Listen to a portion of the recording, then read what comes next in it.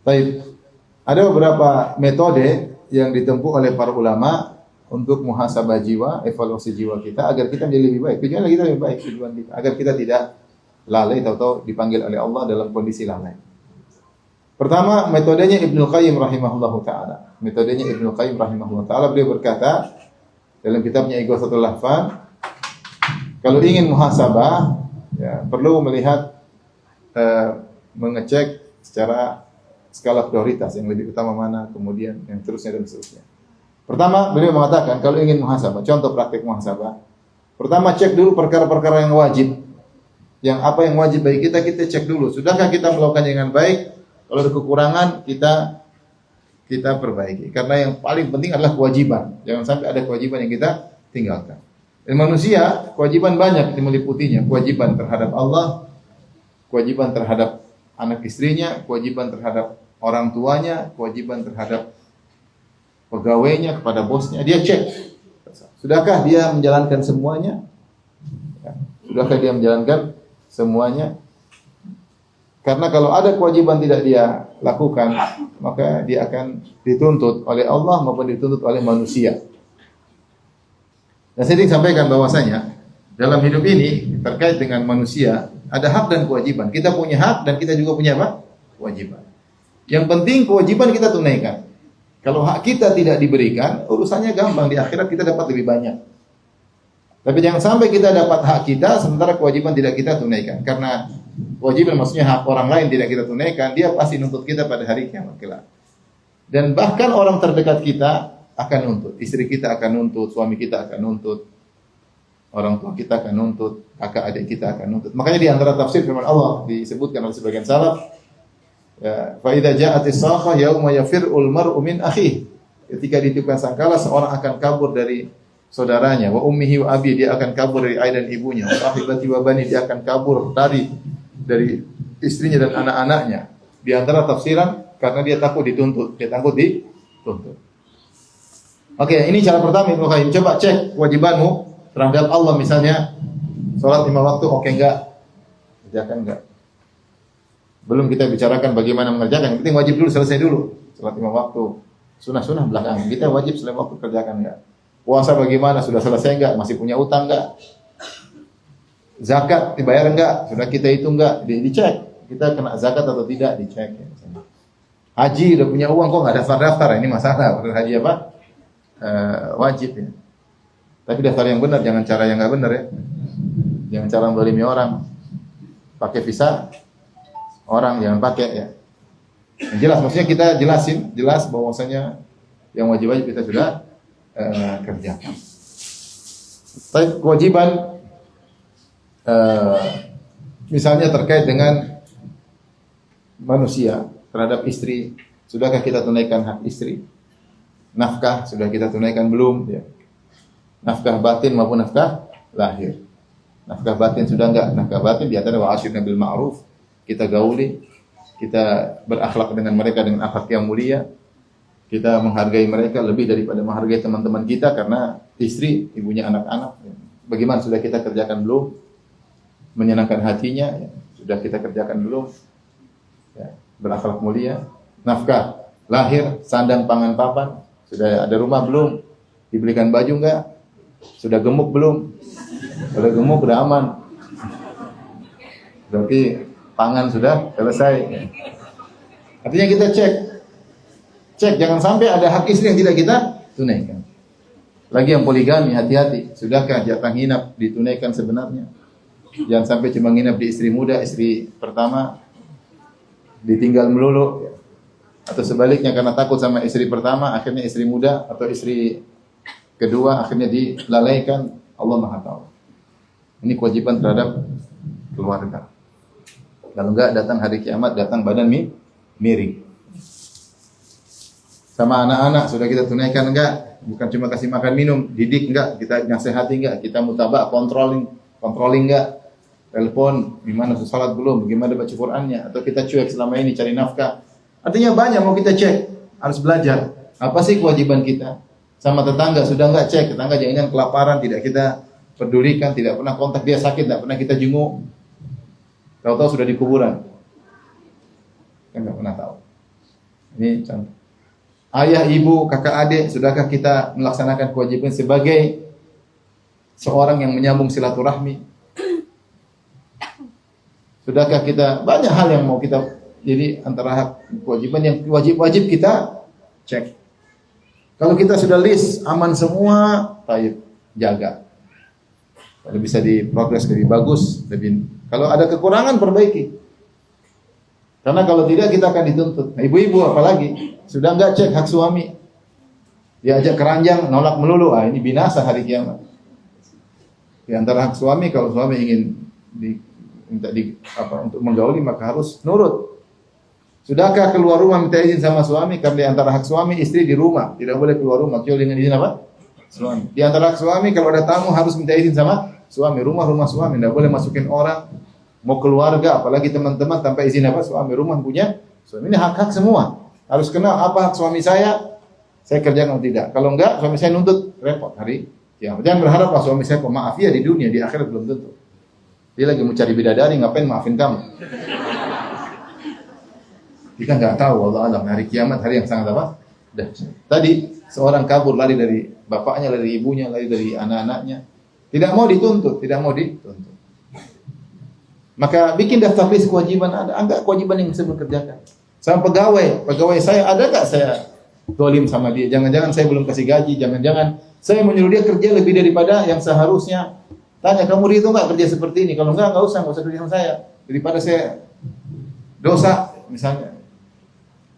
Tanya. Sama pegawai, kalau kita pegawai tanya sama bos, saya kerjakan yang sesungguhnya, kerjaan tugas sebagai kesepakatan. Kalau enggak dia akan nuntut kita pada hari kiamat kelak. Ini maksud saya perlu dicek. Jangan kita kerja sudah kontrak kerja, gaji sudah sekian, ternyata di kantor kita main HP melulu, sana main game di kantor, sehingga waktu yang harusnya kerja tidak dioptimalkan untuk kemajuan kantor. Ini musibah. Dia gaji kamu bukan untuk main game di kantor.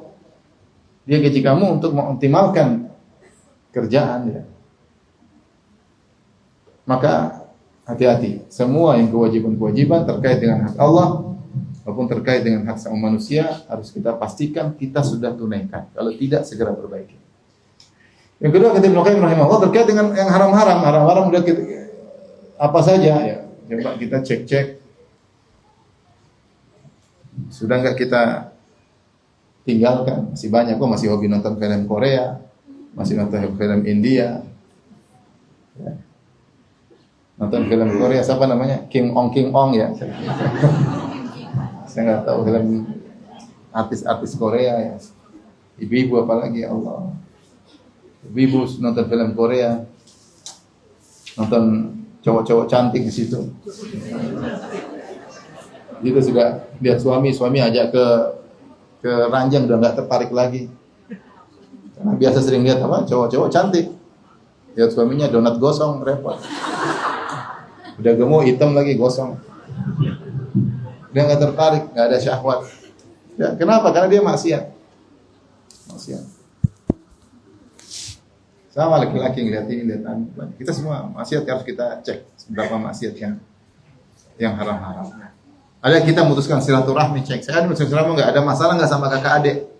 Mungkin saya maki kakak, saya maki adik. Ada nggak saya merendahkan orang lain? Mungkin saya merendahkan pembantu saya hina dia, atau saya merendahkan supir saya, atau saya merendahkan pegawai saya. Ini haram semua.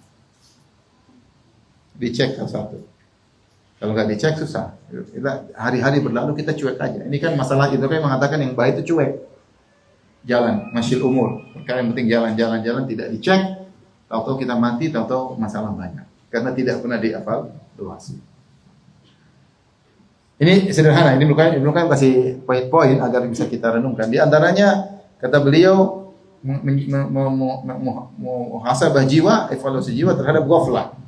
Ghaflah itu apa? Ghaflah itu lalai, tidak ingat Allah, bukan maksiat, bukan. Tapi kosong gitu aja ngelamun. Terus enggak ada kerjaan, enggak ada kegiatan yang bermanfaat, namanya apa? Ghaflah, lupa dari Allah Subhanahu wa taala. Betapa sering seperti itu. Iseng-iseng buka medsos setengah jam, mungkin enggak maksiat mungkin, tapi kemungkinannya kecil. Kemungkinan besar kalau udah pegang medsos pasti apa, Mak? Sia. Lihat laki-laki melihat perempuan aurat terbuka pasti itu enggak mungkin dihindari. Dan yang lainnya. Taruhlah tidak maksiat, ternyata setengah jam, 1 jam, main-main terus, tanpa ada niat karena Allah dan yang lain.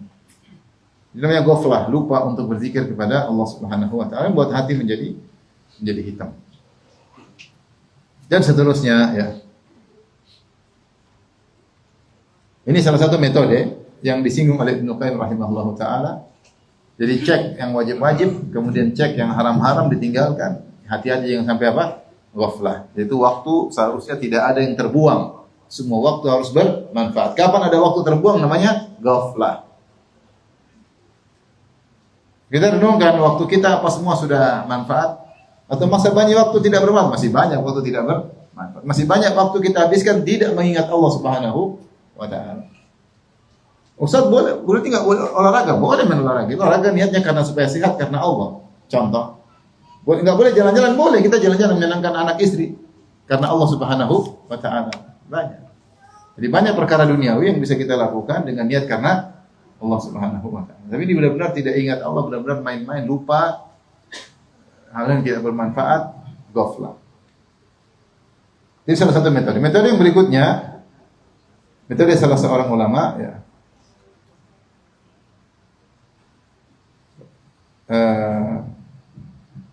Dinukil dari seorang kalau nggak salah namanya Ibnu Simah ya. Bagaimana cara dia bertobat ya? Dia duduk suatu hari, kemudian dia memuhasabah jiwanya, evaluasi. Maka dia hitung umurnya. Fa idza huwa ibnu sittina sana, tiba-tiba dia tahu umurnya sudah 60 tahun. Maka dia hitung hari-hari selama 60 tahun, dia hitung ternyata sudah 21.500 hari. 21.500 hari lebih. Kemudian dia berkata, celaka diriku. Aku bertemu dengan Allah. Ini kalau aku bermaksiat sehari sekali, berarti aku bertemu dengan Allah 21.000 maksiat. Ini cara dia hitung. Artinya kalau kita sehari nyicil dosa sekali, berapa banyak maksiat yang kita lakukan? Coba saya mau hitung matematika sederhana. Taruhlah kita mati 60, taruhlah. Banyak yang sebelum 60. Taruhlah kita meninggal 65 lah, tambah dikit, 65. Kurang masa belum balik 15 tahun, 15 sama dengan berarti 50 tahun. 1 tahun 365 hari kali 365 hari. 18.250 hari. Kalau sehari kita maksiat sekali, kita ketemu Allah membawa 18.250 maksiat. Kalau sehari maksiat 2 kali ya tinggal kali 2. Kalau 3 kali tinggal kali 3. Setiap hari nonton film Korea setengah jam, berapa banyak mau ketemu Allah Subhanahu wa taala. Ini sekedar logika. Sepertinya sepele. Tapi ini cara yang bermanfaat untuk renungan bahwasanya sedikit-sedikit namun banyak, lama-lama jadi banyak. Maka seorang hati-hati. Al-Ghazali rahimahullah mengomentari kisah ini tentang cara ulama ini menghisap dirinya. Dia bilang, celaka aku kalau aku setiap hari bermaksiat sehari, aku bertemu Allah dengan puluhan ribu maksiat. Gimana aku bisa menjawabnya di hadapan Allah? Maka Al-Ghazali berkata, "Fahakadha yanbaghi an yuhasibal 'abdu nafsahu 'alal anfas wa 'ala ma'siyatihi bil qalbi wal jawari fi kulli sa'ah." Maka hendaknya demikian seorang hamba menghisap dirinya, yaitu mengevaluasi dirinya berdasarkan nafas-nafas yang keluar darinya. Itu setiap detik maksudnya. Wa 'ala ma'siyatihi, dan dia benar-benar serius memperhatikan maksiat yang dia lakukan. Dengan hatinya, maksiat hati, wal jawari, dan maksiat anggota tubuh setiap saat. Kemudian kata Al-Ghazali, "Walau ramal 'abdu bi kulli ma'siyatin hajaran fi darihi lam tala ad-daru fi muddatin yasiratin qaribatin min umrihi." Kalau seandainya setiap dia maksiat, dia lempar satu batu di rumahnya. Nengok cewek, lempar satu batu. Dengar gibah, lempar satu batu.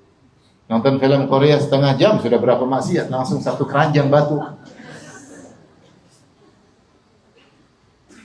Menghina orang, lempar. Merendahkan orang, ngejek orang dalam hati, merendahkan orang, hasad, lempar batu. Riya, lempar batu. Ujub, lempar batu. Kata Al-Ghazali, belum waktu sebentar, rumahnya sudah akan penuh dengan apa? Batu. Cuma kita kan nggak pernah begitu. Kita cuek aja, cuek. Kata Ibnu Qayyim, orang yang gurur, yang terpedaya. Ya yang Allah Maha Pengampun, Allah Maha Pengampun. Sehingga dia tidak pernah evaluasi jiwa. Walakinnahu yatasahalu fi hifdzil ma'asi wal malakani yahfidhani alaihi dzalik. Akan tetapi seorang mempermudah, menggampangkan maksiat, sementara dua malaikat yaitu Raqib Atid senantiasa mencatatnya. Kata Allah, ahsahullahu wa nasu. Allah mencatat semuanya sementara mereka melupakan maksiat yang mereka lakukan.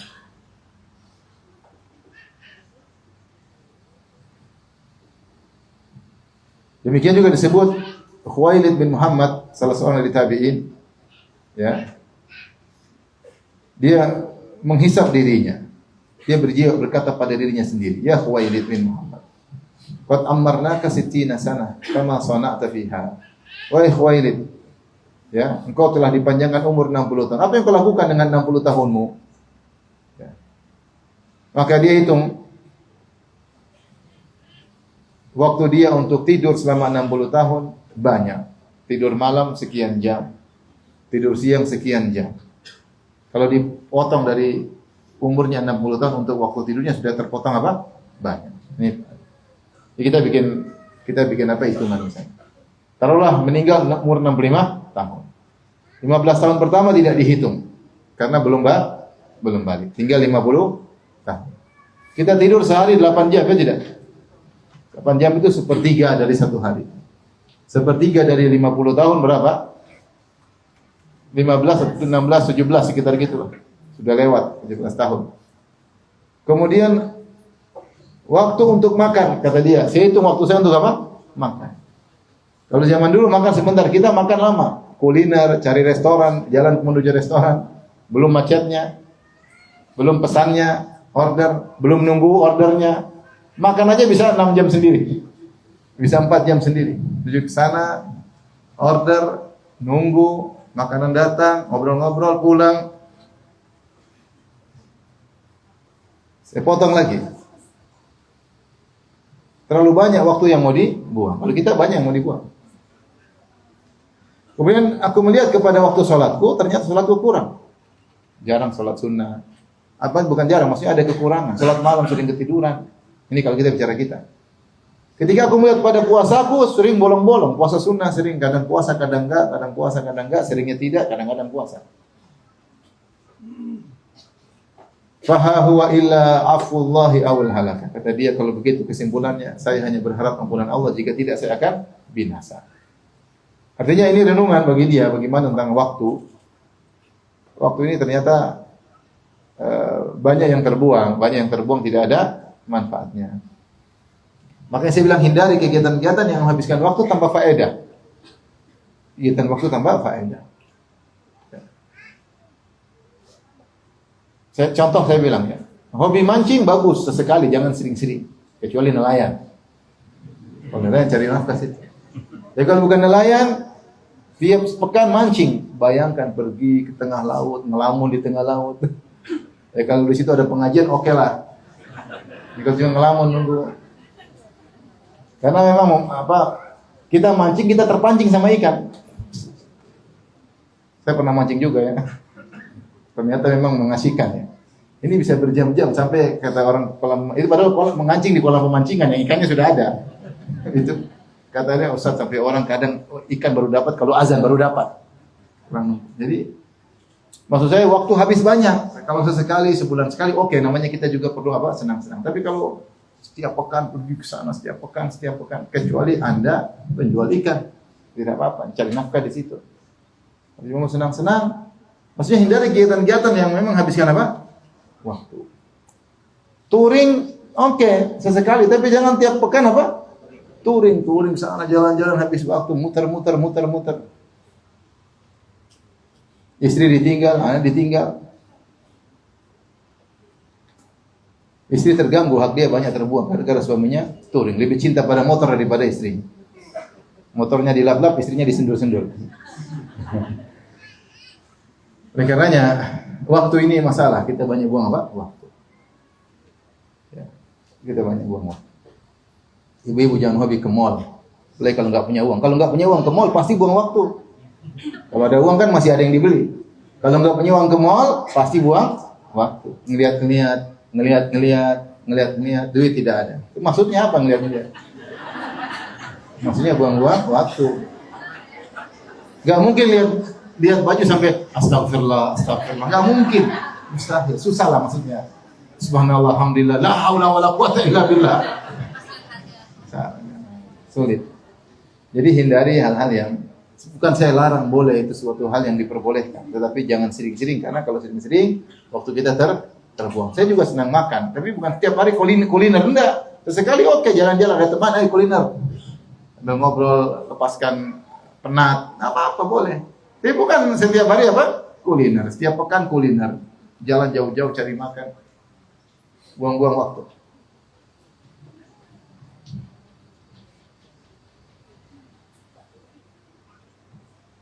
Ini yang kedua. Metode yang ketiga yang dilakukan oleh Al-Ahnaf bin Qais, yaitu dia menyentuh api supaya dia takut kepada Allah Subhanahu wa taala. Seorang sahabatnya berkata, "Kuntu ashabuhu fakana 'amata salatihi bil-lail." Fakana 'amatu salatihi bil-lail. Aku menemaninya dalam safar dan yang lain. Aku dapati waktu paling banyak dia salat sunnah di malam hari. Wa kana yaji'u ila al-masabi fa yadhu isba'ahu fihi hatta yahussa bin nar. Dia datang ke lampu, kemudian dia letakkan lampunya di tangannya di lampu, panaskan. Kadang-kadang ada apinya dikit, dia pegang sampai kepanasan. Dia berkata, "Ya Hunayf," dia ngomong pada dirinya sendiri, "Ma hamalaka ala ma sana'ta yauma kadza? Ma hamalaka ala ma sana'ta yauma kadza?" Kenapa kau melakukan maksiat ini? Kenapa kau melakukan maksiat itu ya Hunayf? Sambil dia pegang api tersebut. Maksudnya kalau kau tidak kuat dengan api ini, bagaimana hari kiamat kelak? Bagaimana dengan neraka jahanam? Kau tidak bakalan mampu. Kenapa kau nekat melihat yang haram? Kenapa membuat kau nekat nonton film box office, itu banyak maksiat? Apa yang buat engkau kemudian menggoda wanita yang tidak halal bagimu? Apa yang buat engkau kemudian macam-macam? Bersenang-senang dengar musik lama-lama, kau tidak kuat dengan api. Ini cara dia untuk apa? Cara dia untuk menghisap dirinya. Jadi ada sebuah kisah saya pernah mencantumkan di website tentang kisah seorang lelaki saleh.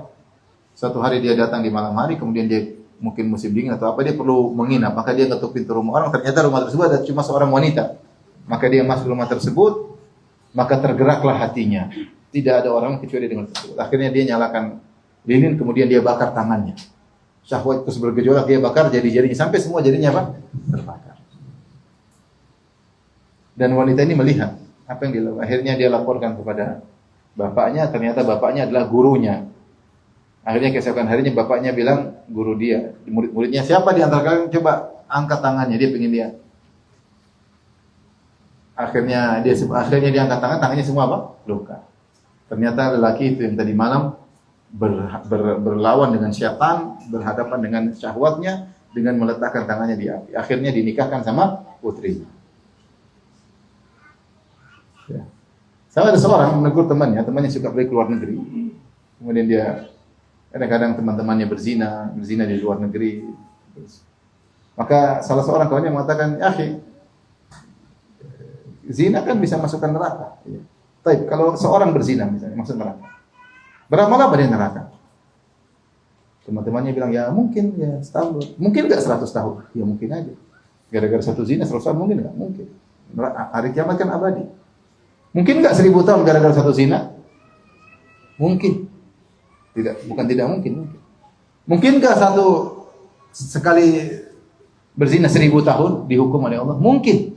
Karena kita berbicara tentang sesuatu yang abadi, tidak ada penghujungnya, mungkin. Maka mereka pun jadi mikir. Ngeri. Jadi maksud saya, ini metode seorang ulama yang tidak ingin bermaksiat dan dia menyesali, kenapa kau nekat? Sementara api lampu tidak kau kuat tahan. Bagaimana dengan api neraka? Ya. Ya kita sekarang orang di bawah kuburan, musim panas mungkin di bawah dia kepanasan mungkin nggak tahu kita.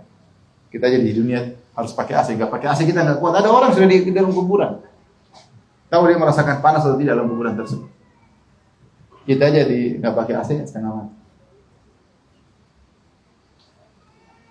Oleh karenanya seorang ingat kalau ingin bermaksiat, ingat bagaimana tentang dampaknya. Ini salah satu metode. Metode yang keempat,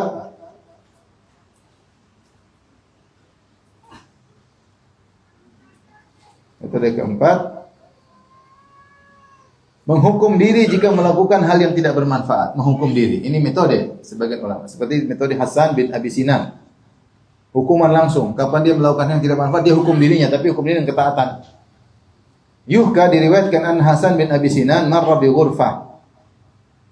Suatu hari dia lewat satu kamar atau satu bangunan yang indah, maka dia berkata, "Mata buniyat hadi?" Lewat aja pengen tanya, "Kapan ini dibangun?" Kemudian dia menyesal gara-gara tanya gitu. Kemudian dia berkata pada dirinya, "Wahai jiwaku, tas'alina amma la ya'niki." Kau ngapain tanya-tanya yang bukan urusanmu? La uaqibannaki bisyami sana. Saya hukum kau, saya akan puasa selama setahun. Maka dia pun hukum dirinya gara-gara kepo yang tidak perlu. Jadi dia lihat suatu rumah, dia tanya, "Ini kapan dibangun ya?" Nah, justru dia menyesal. Dia buang umurnya, buang pikirannya pada hal yang tidak bermanfaat, yang bukan urusannya. Dan Rasulullah bersabda, "Min husni aslamil mar'i tarkuhu ma la ya'ni." Di antara keelokan Islam seorang adalah meninggalkan yang bukan apa? Urusannya. Maka dia hukum dirinya dengan puasa selama setahun.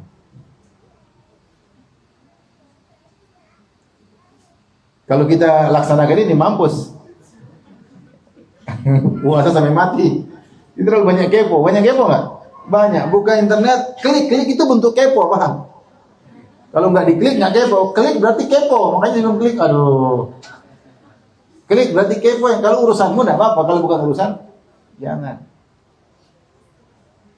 Saya yang sering bilang sebagai laki-laki ikut berita artis ini dicerai, artis ini, artis ini.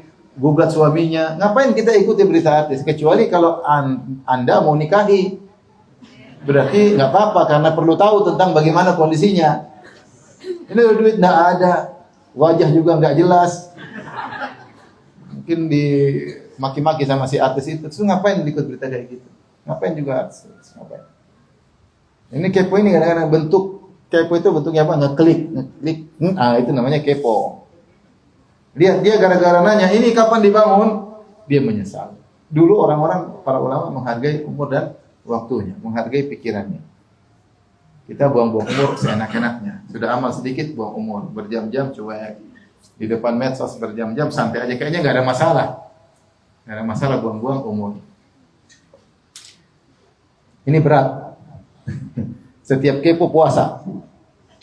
Nggak usah setahun. Coba kita terapkan setiap kepo puasa sehari. Berat atau tidak? Berat. Maka menunjukkan bahwasanya terlalu sering kita melakukan hal-hal yang penuh dengan kekurangan.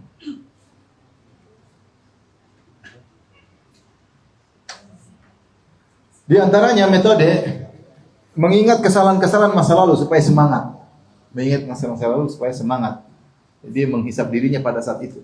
Kamu kan pernah gini, ayo semangat. Kamu pernah salah, ayo semangat. Seperti Abdullah bin Qais pernah berkata, "Kunna fi ghazatin lana fa hadara al-adu." Suatu hari kami dalam peperangan, kemudian musuh pun hadir. Fasiha fin nas faqamu ila al-masaf fi yawmin shadidir rih. Maka teriaklah agar orang-orang bangkit menuju saf untuk perang melawan musuh. Maka orang-orang pun bangkit menuju saf untuk berperang, saf kaum muslimin, saf musuh. Fi yaumin syadidir rih, di hari yang angin sangat keras ketika itu. Wa idza rajulun amami wa huwa yukhatibu nafsahu. Tiba-tiba depanku ada seorang. Dia ngomong pada dirinya sendiri. Dia berkata, "Ai nafsi, alam ashhad mashhad kadza faqulti li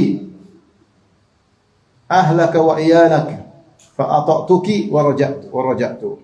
Dia ngomong sama jiwa, "Wahai jiwaku, bukankah aku pernah hadir peperangan tertentu, yaitu sudah ada panggilan perang, panggilan jihad. Tapi kau bilang sama saya, wahai jiwaku, ingat istrimu dan anakmu. Akhirnya saya pun nurut sama kau jiwaku, saya pun tidak jadi ikut jihad." Wa raja'tu. Kemudian alam asyhad masyhada kadza faqulti li ahlaka wa iyalak. Dan juga pernah ada panggilan jihad yang lain. Aku mau berangkat, tiba-tiba kau berkata kepadaku, ingat anak dan istrimu. Aku pun taat kepada engkau dan aku pulang. Wallahi la a'ridannaki al-yawma 'ala Allah akhdaki wa tarkaki. Demi Allah pada ini aku akan paparkan kepada Allah perbuatanmu hai jiwaku. Ya. Maka la armuqannaka al-yawm. Aku berkata, si siapa namanya? Orang ini Abdullah bin Qais, aku akan ikuti engkau wahai. Dia ngomong sama orang ini, saya ingin ikuti dia. Maka aku pun mengikuti orang ini. Ternyata mereka pun terjadi peperangan. Ya. Maka ternyata dia yang paling depan. Dia belajar dari kesalahan yang lalu. Selalu dia gagal-gagal, kan diri nggak mau gagal. Dia ingatkan diri, kamu pernah salah, jangan gagal lagi, maju perang. Akhirnya paling depan. Ya. Maka musuh pun datang, akhirnya fankashafu, yaitu pasukan kaum muslimin terbongkar, mundur, dia tetap bertahan. Akhirnya pasukan maju lagi, dan dia bertahan. Kemudian peperangan lagi, musuh menyerang lagi, buyar lagi, dia tetap bertahan. Terus sampai akhirnya dia meninggal dunia. Aku pun lihat dia pun tersungkur pada perang tersebut. Aku melihat, aku hitung tombak dan segalanya, lebih dari 60 tombak menimpa tubuhnya. Maksudnya ini contoh seorang ketika dia tahu pernah salah, dia ingat kesalahan, kamu jangan terulang lagi, ayo maju, jangan terulang lagi, ayo maju. Jangan ulangi lagi. Ini perlu kita, terkadang kita sudah terjerumus dalam maksiat, kemudian kita mengalami maksiat tersebut, dampaknya kita rasakan. Terus datang godaan setan, kita ingin ulang lagi. Kamu jangan terulang lagi, kau sudah pernah salah dan pernah hancur, kenapa diulang lagi? Ingat, ngomong sama diri sendiri, kau kurang ajar, saya tidak mau ikut kau kali ini.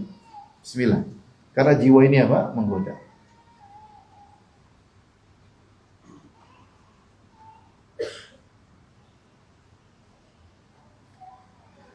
Metode berikutnya, metode yang keenam, metodenya Aun bin Abdullah. Dia berbicara secara logika untuk menghisap jiwanya. Ya. Dia berkata, ketika dia menangis dan ingat dosa-dosanya, dia berkata, wahai nafsi, celaka jiwaku. Bi aishin lam a'si rabbi. Dengan apakah ya aku tidak bermaksiat kepada Rabbku? Waihi innama asaitu. Sungguhnya celaka diriku, sungguhnya aku bermaksiat kepada Rabbku dengan nikmat yang Allah berikan kepada aku. Yaitu seorang bermaksiat dengan nikmat pandangan, itu nikmat. Banyak orang yang buta. Saya beberapa waktu lalu ketemu dengan santri-santri buta, 3 orang. Mereka hafal Quran, mereka hafal hadis-hadis. Buta. Ya. Subhanallah. Gurunya datang, guru bilang, "Ustaz, saya mau ketemu ini." Akhirnya mereka datang, kemudian salaman sama saya. Mereka bilang, alhamdulillah ketemu juga, selama ini cuma dengar aja. Padahal sampai sekarang pun dengar juga. Masya Allah, jadi dekat salaman kan maksudnya. Selama ini kita cuma dengar aja, ya, sampai sekarang juga cuma dengar, karena mereka buta. Tapi Masya Allah, ini orang buta, dalam kebutaannya dia bisa hafal Quran. Dia bisa hafal hadis. Ikut pengajian, kita dengan pandangan kita melihat yang haram-haram.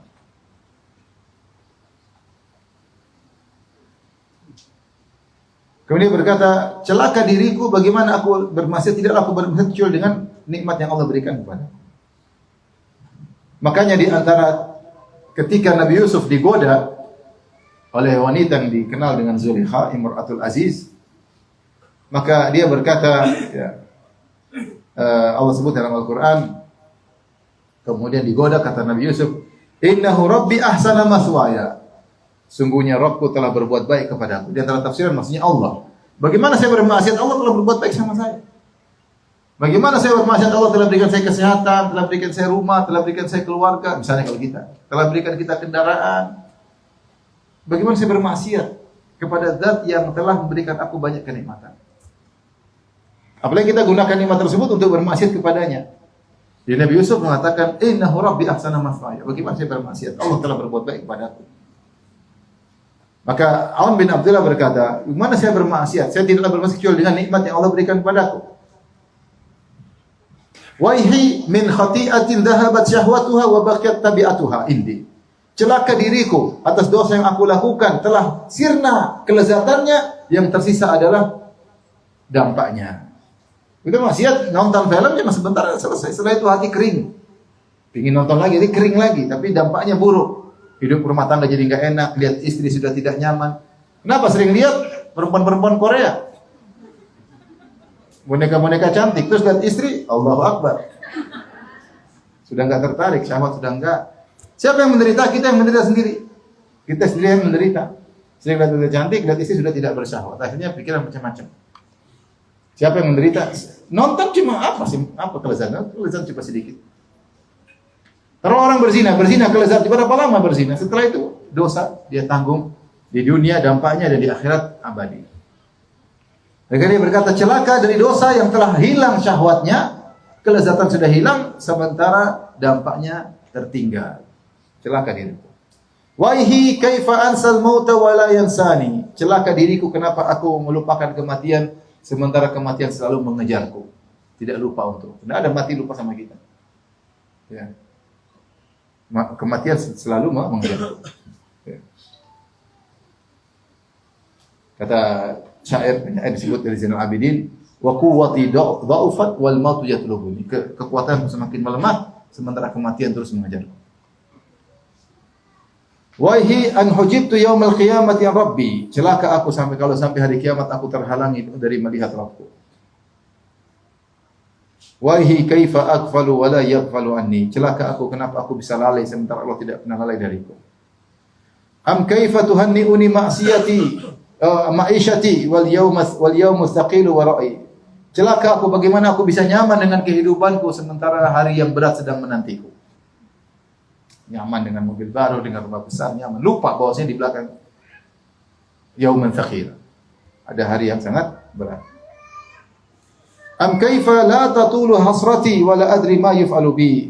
Celaka aku kenapa aku tidak perpanjang penyesalanku di dunia. Kenapa tidak aku panjangkan sementara aku tidak tahu apa yang terjadi akan dilakukan padaku nanti. Am kaifa yashaddu hubbi lidarin laysat bidari. Kenapa bisa aku lebih cinta kepada tempat tinggalku di dunia padahal itu bukan tempat tinggalku? Kenapa aku semakin cinta sama rumahku, semakin cinta mobilku sementara itu bukan tempat tinggalku? Am kaifa ajma'u biha wa fi ghairi qarairiha qarari. Dan bagaimana aku berletih-letih untuk bangun rumah, beli ini, beli anu sementara aku bukan tinggal di sini. Tinggalku di tempat yang lain, di akhirat kelak, di kuburan. Am kaifa ta'dhumu fiha raghbati wal qalilu fiha yakfini. Kenapa aku begitu semangat mencari dunia berbanyak sebenarnya sedikit sudah cukup. Ini semua dia menghisap jiwanya dengan logika. Am kaifa uthiruha wa qad adarrat biman atharaha qalbi. Bima athara qabli. Bagaimana aku mendahulukan dunia daripada akhirat sementara telah aku lihat banyak orang menderita karena mendahulukan dunia daripada akhirat. Aku sudah lihat, tapi aku tidak mengambil pelajaran. Am kaifa la ubadiru bi amali qabla an yughlaq babu taubati. Kenapa aku tidak segera beramal saleh ya sebelum ditutup pintu taubatku? Itu juga sebelum datang kematian. Seorang merenungkan hal ini, buat dia semangat beramal saleh.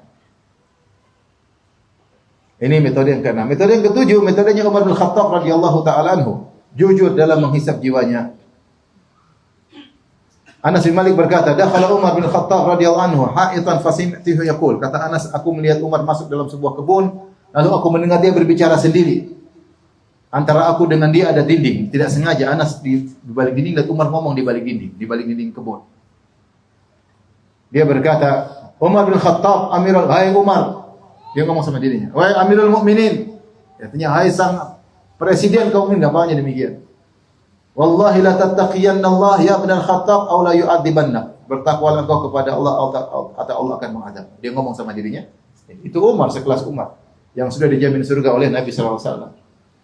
Yang Nabi pernah masuk istananya di surga. Sampai ada bidadari di sampingnya. Nabi mau masuk, Nabi takut Umar cemburu. Nabi bilang, "Ya Umar, saya masuk ke surgamu, saya di luar surgamu, saya ada bidadari, ada jariah di situ. Saya ingin masuk tapi saya ingat kau pencemburu." Kata Umar, "A'alaika adhar ya Rasulullah." Ya Rasulullah, masuk aja, masa saya cemburu sama kamu, masuk aja. Rasulullah sudah bilang dia punya istana di surga, tapi dia tetap takut kepada Allah Subhanahu wa taala.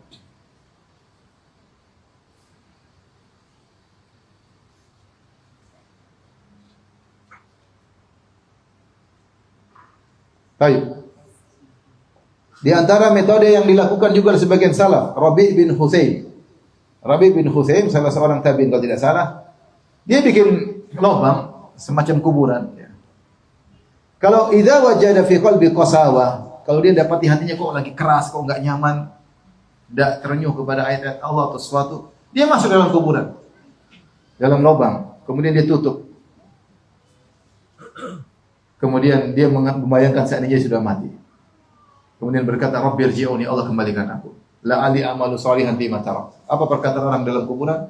Rabbi irji'uni, Allah kembalikan aku ke dunia. La'ali amalu salihan fima tarak. Siapa tahu aku bisa melakukan amal saleh yang dulu aku tinggalkan selama di dunia. Kemudian dia keluar, dia bilang aku telah kembali. Setiap dia begitu dia balik. Ya. Untuk agar dia tidak lalai. Kalau zaman sekarang mungkin kita nggak perlu bikin kuburan seperti itu, tapi kita sering ke kuburan. Siapa? Kita jarang ke kuburan. Kuburan, ingat orang ini dulu, orang-orang ini semua dulu di atas muka bumi. Ada yang pejabat, ada yang kaya raya, ada yang sehat, ada yang olahragawan, semua sekarang dibawa ke kuburan. Sudah nggak bisa apa-apa, sudah selesai. Kita yang masih hidup masih bisa. Mungkin kalau dia hidup, kalau dia bilang, oh kalau hidup mau apa? Saya mau hafal Quran. Satu hidup mau apa? Saya mau sedekah. Satu hidup mau apa? Saya ingin bangun masjid. Saya ingin ini, ingin sholat malam. Mereka semua sudah tidak bisa karena sudah tidak ada nyawa lagi. Kita sekarang masih hidup, masih bisa. Punya cita-cita masih bisa kita lakukan. Apa kata seorang penyair? Wallahi law 'ashal fata min umrihi alfan min al-awa'i malika amrihi. Demi Allah, kalau ada seorang pemuda hidup dalam kehidupannya 1000 tahun dan dia nyaman, tentram, dia menguasai urusannya, mutanaiman fiha bi kulli nafisatin, dalam kondisi nyaman, bahagia dengan segala kemewahan yang dia miliki. Wa mutanaiman fiha bi na'ma asrihi, semua kenikmatan di zamannya dia miliki. Wala ya'tarihil hammu tula hayatihi, selama hidupnya tidak pernah sedih. Abadan wala tajril humumu bi balihi, bahkan selama-lamanya dia hidup tidak pernah ada kegelisahan dalam benaknya. Maka nadzalika kulluhu fi an yafi bimayyitin awwala lailatin fi qabri. Ini semua tidak ada faedahnya dibandingkan ketika dia masuk dalam kuburan. Semua tidak ada nilainya. Ya, tidak bisa membayar kesulitan yang dia hadapi kalau masuk dalam kuburan. Percuma hidup mati, masuk kuburan langsung dalam kondisi apa? Sengsara. Percuma. Orang meninggal tidak dibawa kecuali kain kafan, selesai. Saya bilang sering dalam begini, saya bilang Rasulullah berkata dalam hadis, inna fuqara ummati yadkhuluna al-jannah qabla al-aghniya bi 500 am. Orang miskin masuk surga 500 tahun sebelum orang kaya. Orang kaya panjang karena harus dihisab. Makanya yang miskin ya hisabnya sedikit, aman. Yang kaya ini ya hisabnya panjang. Dia dihisab, ternyata supirnya dulu masuk surga. Bos duluan ya. Pembantu saya diomelin, Bu, pamit duluan Bu. Aduh di luar. Ibu masih berapa lama ya? Masih 497 tahun. Dia kayanya dia. Kalau dia lahir langsung kaya, namun jarang. Biasanya orang kaya umur 40 tahun. Ada nggak orang lahir langsung kaya? Ada. Tapi jarang-jarang. Kalau dia kaya 60 tahun, dia kaya 60 tahun nikmati sejak lahir saya mati kaya melulu. Ternyata untuk hisab kekayaannya 500 tahun. Makanya kalau kita tidak siapkan amal soleh, sangat merugi. Sangat apa? Merugi. Semua kekayaan ini kenikmatan semua sirna dengan malam pertama dalam kuburan. Baik, metode yang ke-9, metodenya Umar bin Abdul Aziz tentang merenungkan bagaimana pertanggungjawaban yang berat. Istrinya Fatimah bintu Abdul Malik, istrinya Umar bin Abdul Aziz, bercerita, ya, Umar kalau sudah malam hari dia salat 2 rakaat, kemudian dia meletakkan kepalanya di tangannya, ya, mungkin begini atau begini, kemudian dia pun menangis. Kemudian dia sampai terisak, napas dia keluarkan. Ya, aku khawatir keluar nyawa dari dirinya. Dan telah lepas terputus hatinya karena saking isakan yang menunjukkan dia berat. Dengan demikian sampai tiba malam hari. Terus di malam hari terus demikian sampai subuh dia begitu terus merenung, menangis. Kemudian di pagi hari dia berpuasa. Kata istrinya, "Fadanautu minhu," aku pun mendekati suamiku. Kenapa begitu? Karena istrinya melihat. Wa sa'altu an dzalik, aku tanya, "Kenapa kok begitu? Tadi malam merenung, menangis sampai subuh, besok kok puasa." Kata Umar bin Abdul Aziz kepada istrinya, "Da'ini wa sya'ni 'alaiki bi sya'nik." Tinggalkan urusanku, kau urus dirimu sendiri. Dia bilang sama istrinya, "Enggak usah saya nanya." Akhirnya aku bilang sama suamiku, "Inni arju an atta'ida Ya suamiku, saya ingin siapa tahu ada pelajaran yang saya dapat. Kenapa kau menangis seperti itu? Maka apa kata Umar bin Aziz? Bagaimana cara dia menghisap jiwanya? Dia mengatakan, "Idan kalau begitu kau ingin dapat faedah, ukhbiruki. Aku beri kabar kepada engkau, anni nadhartu ilayya fawajadtuni qad wulitu amra hadhil ummah." Aku renungkan tentang diriku, aku dapat diriku telah diberi beban untuk mengurusi umat ini. Saghiraha wa kabiraha, kecil maupun besar, perkara besar, perkara kecil, seluruh umat ini urusanku. Orang tua, anak kecil, semua di bawah urusanku. Aswadaha wa ahmaraha, yang berkulit hitam, berkulit putih, semuanya urusanku, di bawah naunganku, pertanggungjawabanku. Tsumma dzakartul gharib adh-dha'i, kemudian aku renungkan tentang orang yang asing, yang tidak ada yang ngurus. Wal faqir al muhtaj, aku renungkan tentang orang yang miskin yang membutuhkan. Itu juga di bawah pertanggungjawabanku. Ada orang di antara rakyatku yang miskin, tidak punya apa-apa. Ada orang asing yang tidak ada yang perhatikan. Wal asir al mafqud, ada tawanan yang hilang dari tawanan kaum muslimin. Dan semisalnya, fi aqasil bilad, aku renungkan dari seluruh negeriku ini, aku di bawah kekuasaanku. Wa atrafil ardi, fa alimtu anna Allah musa'ili anhum. Aku yakin Allah akan bertanya kepadaku tentang mereka itu semua. Wa anna Muhammadan sallallahu alaihi wasallam hajiji fihim, dan Rasulullah pada hari kiamat akan membela mereka di hadapanku, bertanya kepadaku. Fa khuftu alla yathbuta li indallahi udhrun. Aku khawatir aku tidak punya uzur di hadapan Allah. Wala yaqumu lima Rasulullah sallallahu alaihi wasallam hujjah, dan aku tidak punya hujjah di hadapan Rasulullah sallallahu alaihi wasallam. Fa khiftu ala nafsi khaufan, maka aku sangat takut terhadap diriku. Dama'at lahu aini, itu buat aku menangis. Wa wajida lahu qalbi, itu buat jiwaku, jantungku, dadaku bergetar. Fa ana kullama zadtu laha dzikran zadtu laha lihada wajalan. Setiap aku ingat ini, aku semakin takut. Ini cara muhasabah. Misalnya kalau kita ibu rumah tangga, kamu punya anak sekian, ingat anak-anakmu itu tanggung jawabmu. Kamu punya suami, kamu punya, kita pikir bosnya semua ini akan diminta pertanyaan terhadap diri kita. Makanya jadi pejabat berat. Semakin banyak bawahannya, semakin apa? Semakin berat. Lihat ketika Nabi SAW mengirim surat kepada Heraklius. Heraklius pendeta. Pendeta, dia penguasa Romawi dan sekaligus ahli ilmu. Dia pendeta. Nabi tulis surat dalam Sahih Bukhari di kitab Bidul Wahyi. Kata Rasulullah, ila Herakl adim Rom, kepada Heraklius penguasa Romawi. Aslim taslam, masuk Islam kau selamat. Yu'tika Allahu ajraka marratain, Allah akan berikan kau pahala 2 kali. Pahala sebagai kau seorang Nasrani yang taat, kemudian pahala sebagai kau seorang Muslim karena ikut dengan aku.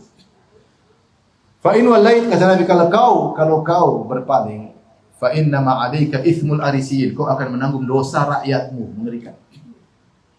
Kau akan menanggung dosa apa? Rakyat. Tetap di atas kenasranian. Kemudian dia bawakan ayat. Rasulullah tulis firman Allah, "Qul ya ahlal kitabi ta'alu, ya ahlal kitabi ta'alu ila kalimatin sawa'in bainana wa bainakum alla na'budu illa Allah wa la nusyrika bihi syai'a wa la yattakhidha ba'duna ba'dan arbaba min dunillah." Wahai ahlul kitab, kemarilah pada satu kalimat yang kita sepakat. Apa kalimat yang kita sepakati? Alla na'budu illa Allah, kita tidak beribadah kecuali hanya kepada siapa? Allah. Wala nusyrika bihi syai'a, kita tidak bikin syirik sama sekali. Wala yattakhidha ba'duna ba'dan arbaba min dunillah, kita tidak menjadikan sebagian manusia sebagai sesembahan selain Allah. Tidak nabi, tidak pendeta, tidak pastor, semua tidak ada. Yang disembah cuma siapa? Allah. Kata Nabi Muhammad kepada sallallahu alaihi wasallam kepada Heraklius, "Fa in tawallait," kalau kau ngeyel, tidak mau masuk Islam, fa inna ma 'alaika itsmul arisin, kau akan tanggung dosa rakyatmu. Mengerikan. Ternyata Heraklius tidak mau masuk Islam. Dia lebih mementingkan duniawinya, jabatannya, sehingga dia tidak masuk apa? Islam. Dia akan menanggung dosa rakyatnya. Karena dia yang mengarahkan rakyatnya untuk tetap berada di atas agama Nasraniyah. Paham? Mengerikan. Makanya jadi pejabat tidak mudah. Jadi pejabat tidak mudah. Karena pejabat bukan cuma ngurus duniawi, juga ngurus keagamaan apa? Rakyat. Maka dia harus menjalankan dengan baik. Lihatlah Umar bin Abdul Aziz menangis semalaman suntuk mikirkan hal ini. Baik, metode yang terakhir, metodenya Abdullah bin Umar, yaitu anaknya Umar bin Khattab. Abdullah bin Umar bin Khattab radhiyallahu anhu. Sama menghukum diri ketika ada kekurangan. Ini mirip seperti tadi, ketika dia kepo dia bilang saya akan puasa. Fatat Ibnu Umar salatul jamaah fa ahyatil lailata kullaha. Ibnu Umar pernah satu hari tidak sempat sholat berjamaah, sholat subuh mungkin tidak sempat sholat berjamaah, maka dia sholat semalam suntuk untuk membayar kekurangannya karena tidak sholat subuh berjamaah.